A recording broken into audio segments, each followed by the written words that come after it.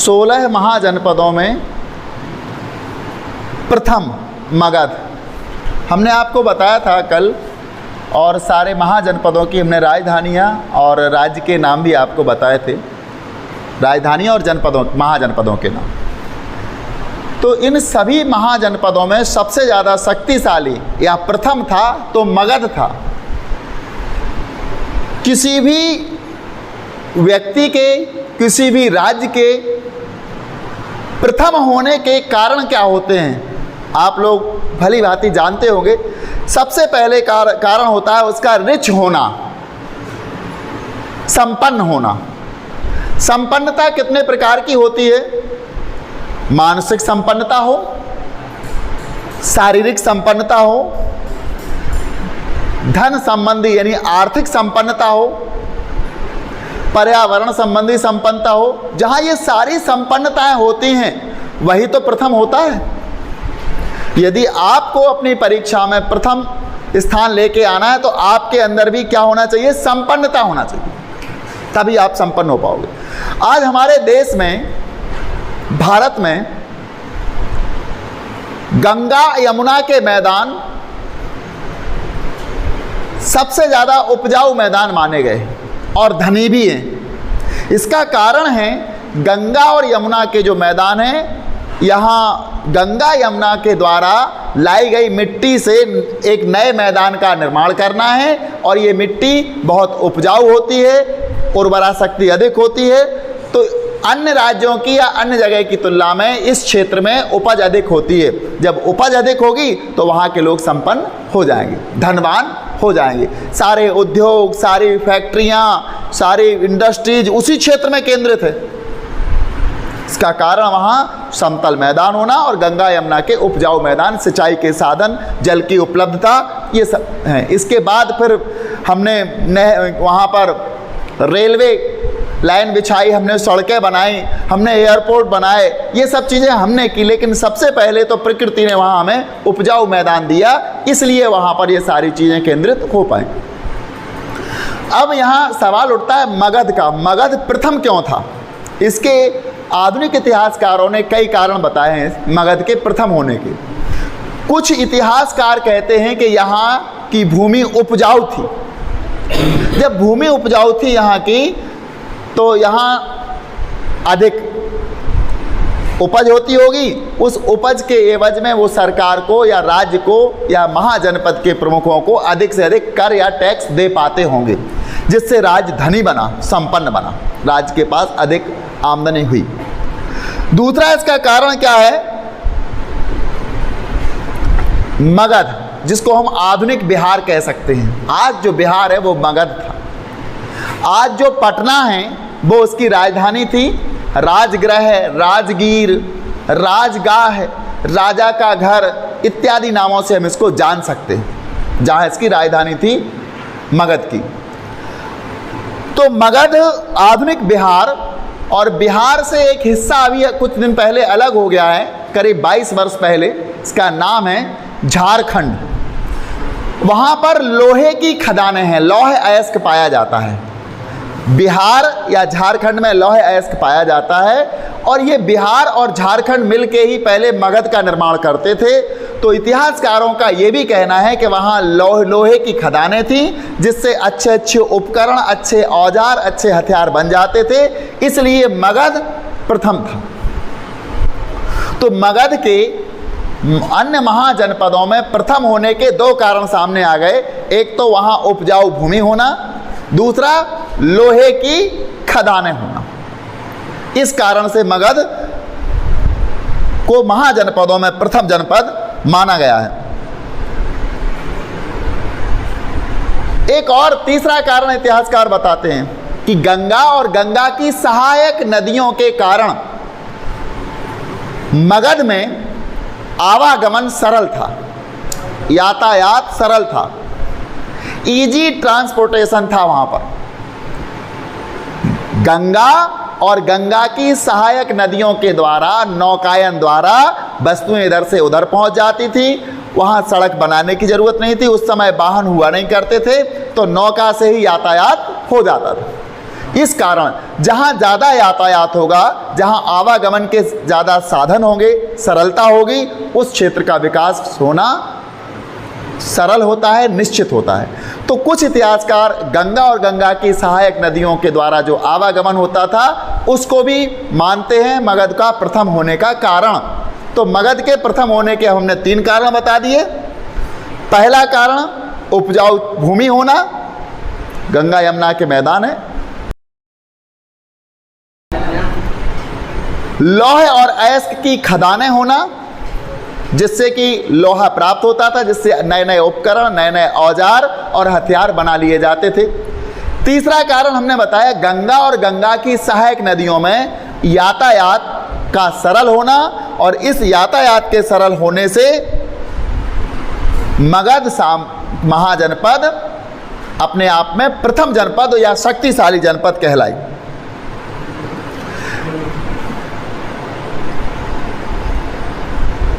कुछ जैन साहित्य को अगर देखें हम, जैन साहित्य कहता है कि मगध के प्रथम होने का कारण वहां के शासकों की नीतियां थी, इसलिए मगध प्रथम रहा। वहां के जो शासक रहे मगध महाजनपद के, उनकी नीतियां आपने देखा होगा।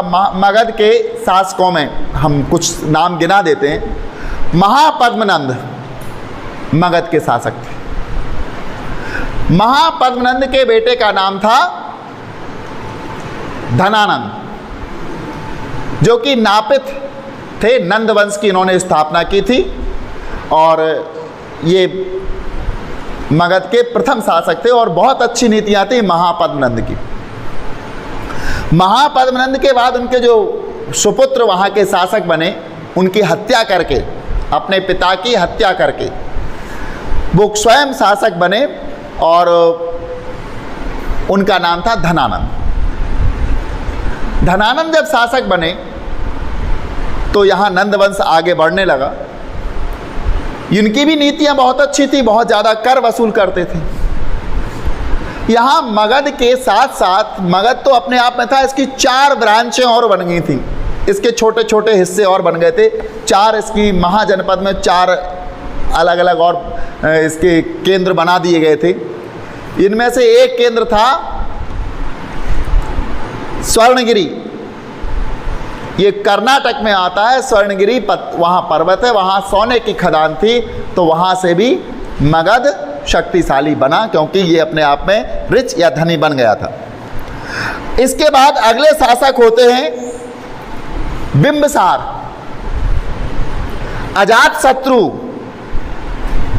ये बड़े महत्वाकांक्षी शासक थे। इन्होंने अपनी बहुत सारी नीतियों को लागू किया। चंद्रगुप्त मौर्य, अशोक ऐसे शासक हुए जिन्होंने अपनी नीतियों के कारण मगध को श्रेष्ठ बना दिया। इनके शासक तो अपने आप में नीतिवान थे ही, साथ साथ इनके मंत्री, अमात्य, महामात्य, ये भी बहुत नीति निपुण थे।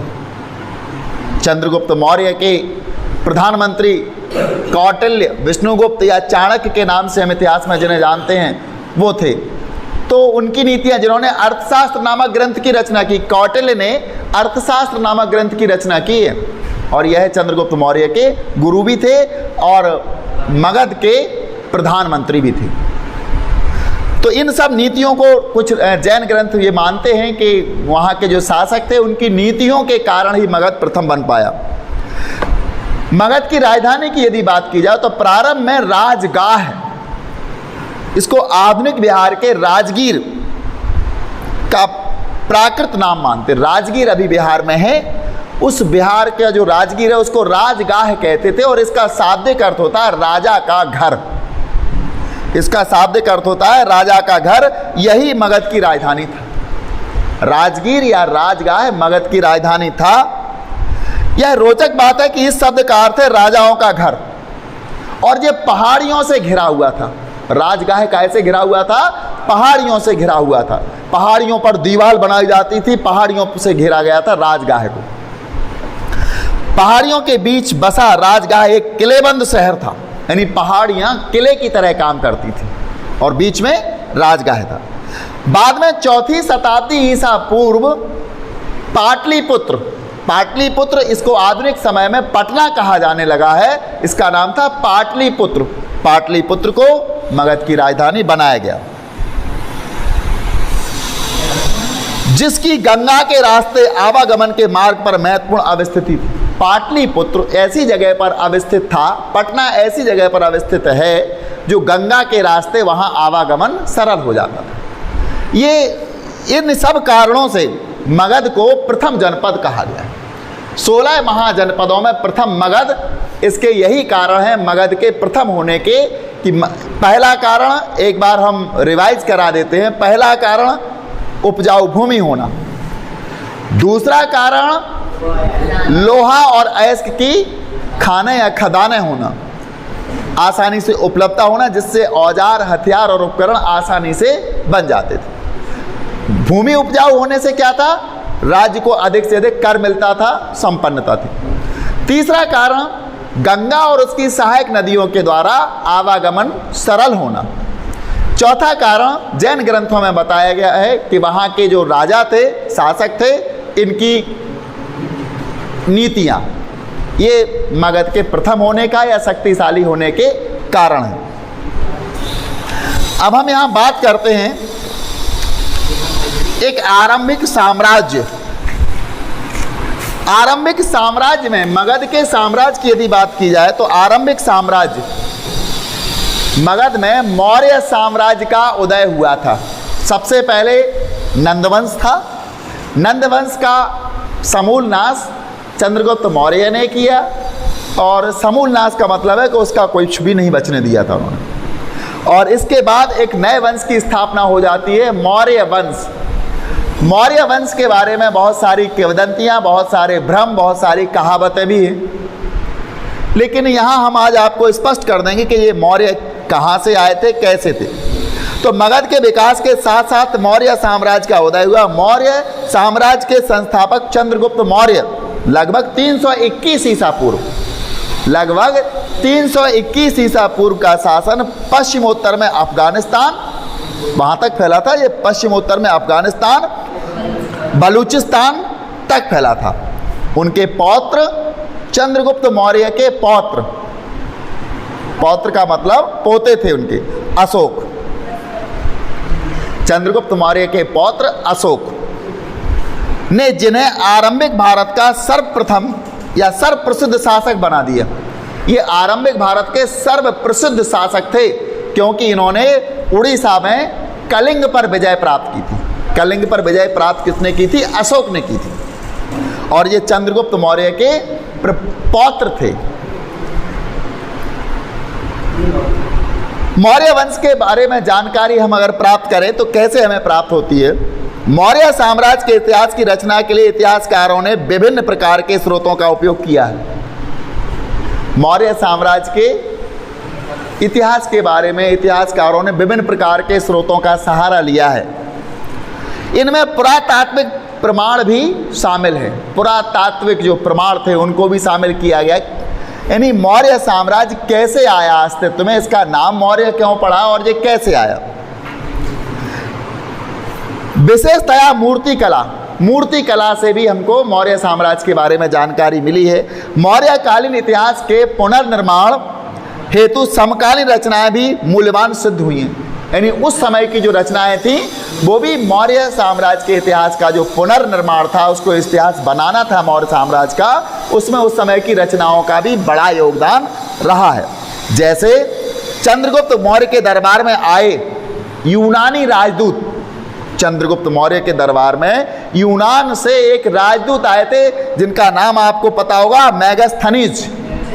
इन्होंने इंडिका नामक पुस्तक लिखी, भारत का भ्रमण किया, मौर्य साम्राज्य के राज्य को देखा इन्होंने, और इन्होंने एक पुस्तक लिखी जिसका नाम है इंडिका, जो अप्राप्त है, प्राप्त नहीं है, अप्राप्त है।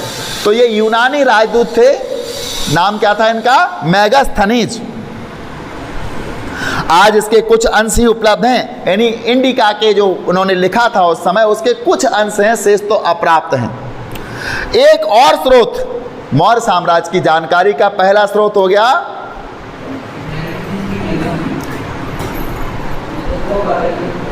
सबसे पहले तो पुरातात्विक प्रमाण लिए, जिसमें मूर्तियां भी शामिल हैं। इसके बाद उनके चंद्रगुप्त मौर्य के दरबार में जो दरबारी आए थे, यानी दरबार में एक राजदूत आए थे और उनका नाम था, यूनानी राजदूत थे, क्या नाम था? मेगास्थनीज। इन्होंने इंडिका नामक पुस्तक की रचना की और इसके कुछ अंश ही आज प्राप्त हैं।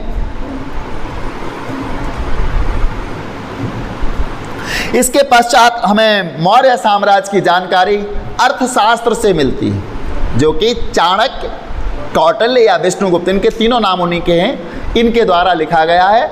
इसका नाम है अर्थशास्त्र। मौर्यकालीन सामाजिक जीवन, आर्थिक जीवन, धार्मिक और राजनीतिक जीवन पर प्रकाश डालता है। अर्थशास्त्र संभवतः इसके कुछ भागों की रचना कौटिल्य या चाणक्य ने की थी, जो चंद्रगुप्त के मंत्री थे, चंद्रगुप्त मौर्य के मंत्री थे, गुरु भी थे साथ में। साथ ही मौर्य शासकों का उल्लेख परवर्ती जैन, मौर्य शासकों का उल्लेख कहाँ मिलता है? परवर्ती जैन मतलब बाद में आए जो जैन धर्म, बौद्ध और पौराणिक ग्रंथों तथा संस्कृत वाङ्मय में भी मिलता है। संस्कृत में भी मिल जाता है, पौराणिक ग्रंथों में मिल जाता है, बौद्ध धर्म से मिल जाता है, जैन धर्म से भी मिल जाता है। यद्यपि उक्त साक्ष्य बड़े उपयोगी हैं, ये साक्ष्य उपयोगी हैं क्योंकि इनमें हमें लिखित सामग्री और लिखित प्रमाण मिलते हैं, लेकिन पत्थरों और स्तंभों पर मिले अशोक के अभिलेख, पत्थरों पर और स्तंभों पर मिले अशोक के अभिलेख प्रायः सबसे मूल्यवान स्रोत माने जाते हैं। अशोक के जो अभिलेख हैं मौर्य साम्राज्य की जानकारी देने वाले, वो सबसे प्रमाणिक तथ्य माने जाते हैं। अशोक जो भी आदेश जारी करते थे, उस आदेश को वो किसी पत्थर पर खुदवाते थे, उसको अंकित करवाते थे पत्थर पर, और वो शिलालेख गड़वा देते थे, कहीं भी स्थापित करवा देते थे, या फिर किसी पर्वत, कोई पहाड़ है, उसके किसी चट्टान पर गए वहाँ पर और अपने आदेश या अपनी इच्छाएं, जनता कैसा व्यवहार करे, सब कुछ उस पर लिखवा देते थे। इनसे भी हमें मौर्य काल की जानकारी प्राप्त हो जाती है। हम आपको एक बात बता दें, अशोक के बहुत सारे शिलालेख हैं, इनमें सबसे महत्वपूर्ण शिलालेख जहां से अशोक स्तंभ लिया गया है, सारनाथ, गया में है, ये बिहार में ही सारनाथ। क्यों? चूंकि अशोक मगध का सम्राट था और मगध आधुनिक बिहार था, जिसकी राजधानी पाटलिपुत्र हो गई थी अशोक के समय में। तो उन्होंने जो लिखाया, सबसे जो प्रमुख उनका शिलालेख है या अभिलेख है, जिसको हम मानते हैं सारनाथ का शिलालेख या चित्र, जिसमें 3 सिंहों की मूर्ति दिखाई देती है, उनके मुख दिखाई देते हैं, और इसी को भारत सरकार का भी चिन्ह माना गया है, गवर्नमेंट ऑफ इंडिया का चिन्ह अशोक स्तंभ को माना गया है। सत्यमेव जयते, ये वहीं से लिया गया है। एक हम आपको बता दें, मध्य प्रदेश के दतिया जिले में एक अशोक का स्तंभ है। मध्य प्रदेश के दतिया जिले में एक अशोक का स्तंभ है, शिलालेख है, और वो कौन सा शिलालेख है? दतिया में इतिहास में इसको गुर्जरा लिखा गया है, जबकि हमारे दतिया जिले में उसको गुजर्रा नाम से संबोधित किया जाता है। आज भी वो पुरातत्व विभाग के संरक्षण में है और ये अशोक का शिलालेख मौजूद है। अब हम आपको एक बात और बताना चाहेंगे कि अशोक के शिलालेख जो थे वो किस भाषा में लिखे गए। अशोक के शिलालेख प्राकृत भाषा में लिखे गए, जबकि पश्चिमोत्तर में लिखे अभिलेख अरामेइक और यूनानी भाषा में, पश्चिमोत्तर में लिखे गए अरामेइक और यूनानी भाषा में हैं, लेकिन ज़्यादातर शिलालेख प्राकृत भाषा में लिखे गए। प्राकृत के अधिकांश अभिलेख ब्राह्मी लिपि में लिखे गए। कौन सी लिपि थी? ब्राह्मी लिपि में लिखे गए थे, जबकि पश्चिमोत्तर के कुछ अभिलेख खरोष्ठी लिपि में लिखे गए। कुछ ब्राह्मी में है, कुछ खरोष्ठी में है। अराइमेक और यूनानी लिपियों का प्रयोग अफगानिस्तान में मिले अभिलेखों में किया गया है। ये अशोक के शिलालेखों की बात होती है। तो हमको अभी मौर्य साम्राज्य के बारे में जानकारी के हम स्रोत इकट्ठे कर रहे हैं। इन स्रोतों में हमने पहले आपको बताया पुरातात्विक प्रमाण, जिसमें मूर्तियां थी, ये पुनर्निर्माण के लिए मूल्यवान थी, और उस समय की समकालीन रचनाएं। इन रचनाओं में सबसे पहले चंद्रगुप्त मौर्य के दरबार में यूनानी एक राजदूत आया था जिसका नाम था मेगास्थनीज, और इसने यहाँ का यात्रा वृत्तांत लिखा जिसके कुछ अंश ही हमें प्राप्त हुए हैं। इसने मेगास्थनीज ने इंडिका नामक पुस्तक की भी रचना की थी भारत भ्रमण करने के पश्चात, जिसमें भारत से संबंधित बहुत सारी जानकारी थी, वो अप्राप्त है, कुछ अंश मिले हैं उसके। इसके पश्चात हमने आपको बताया हमारे यहाँ चंद्रगुप्त मौर्य वंश की जानकारी के स्रोतों में अर्थशास्त्र, इसकी रचना संभवतः क्या निश्चित ही कौटिल्य, विष्णुगुप्त या चाणक्य ने की थी। और अर्थशास्त्र से हमें मौर्यकालीन आर्थिक, राजनीतिक, सामाजिक और धार्मिक जीवन की जानकारी प्राप्त होती है। कुछ जैन साहित्य, कुछ बौद्ध साहित्य, कुछ संस्कृत साहित्य, कुछ पौराणिक साहित्य, इनसे भी हमें चंद्रगुप्त मौर्य के या मौर्य वंश के बारे में जानकारी प्राप्त होती है। मौर्य वंश का सबसे प्रतापी शासक या प्रसिद्ध शासक अशोक था। अशोक के भी शिलालेखों से हमको सबसे प्रमाणिक जानकारी मौर्य वंश के बारे में प्राप्त होती है। अशोक वह पहला सम्राट था जिसने अपने अधिकारियों और प्रजा के लिए संदेश प्राकृत पत्थरों और पॉलिश किए हुए स्तंभों पर लिखवाए। अशोक वो पहला शासक था जिसने अपने कर्मचारियों को यानी अधिकारियों को और प्रजा के लिए जो आदेश देते थे वो प्राकृत पत्थरों पर, शिलाएं, किसी गांव में पत्थर है, बहुत बड़ा शिला बनी हुई है, उस शिला पर उसने उसको चिकना करके उस पर लिखवा दिया। अशोक ने अपने अभिलेखों के माध्यम से धम्म का प्रचार किया। अशोक का धम्म का प्रचार किया। इनमें बड़ों के प्रति आदर, अशोक के धम्म में क्या कहा गया था, ध्यान से बात को सुनना और चाहो तो नोट कर लेना। अशोक का धम्म क्या था, बड़ों के प्रति आदर, सन्यासियों और ब्राह्मणों के प्रति उदारता।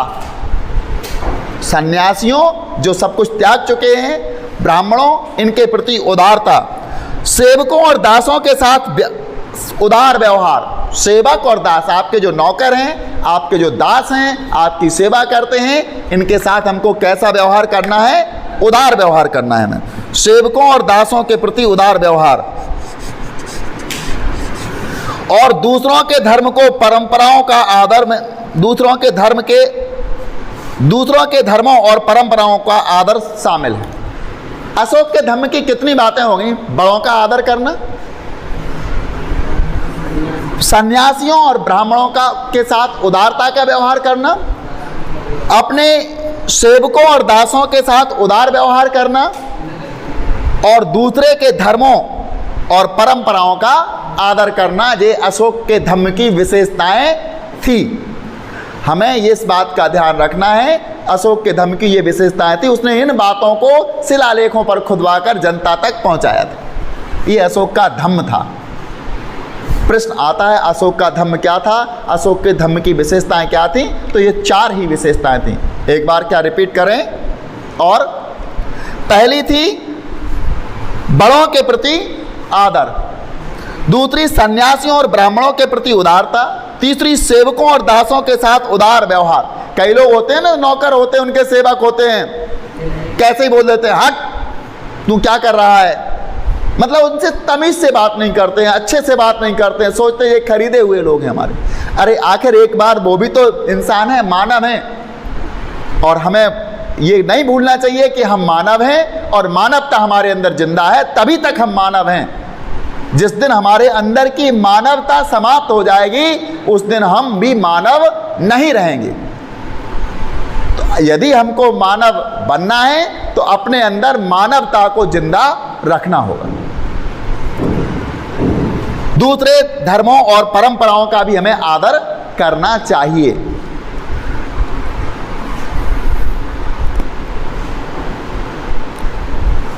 अगला हमारा आएगा 3.2 साम्राज्य का प्रशासन। इस साम्राज्य के प्रशासन के बारे में हम अगले वीडियो में बात करेंगे आप लोगों से, साम्राज्य के प्रशासन के संबंध में।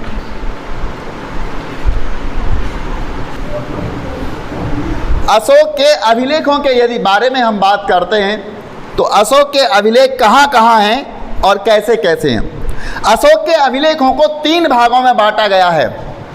महाशिलालेख, लघु शिलालेख और स्तंभ अभिलेख।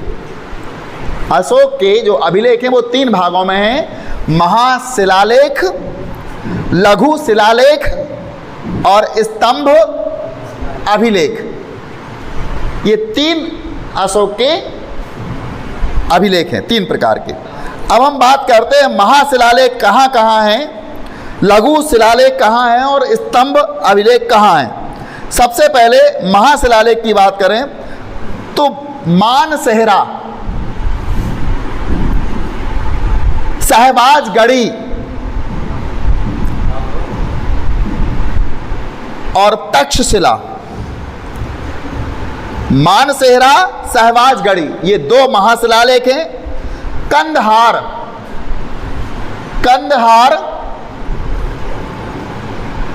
कलसी, गिरनार ये कि गुजरात में आ जाता है, सोपारा ये महाराष्ट्र में आ जाता है, सन्नति ये आंध्र प्रदेश में आ जाता है, शिशुपालगढ़, जौगढ़ ये उड़ीसा में आ जाते हैं। शिशुपालगढ़ और जौगढ़ उड़ीसा में आ जाते हैं।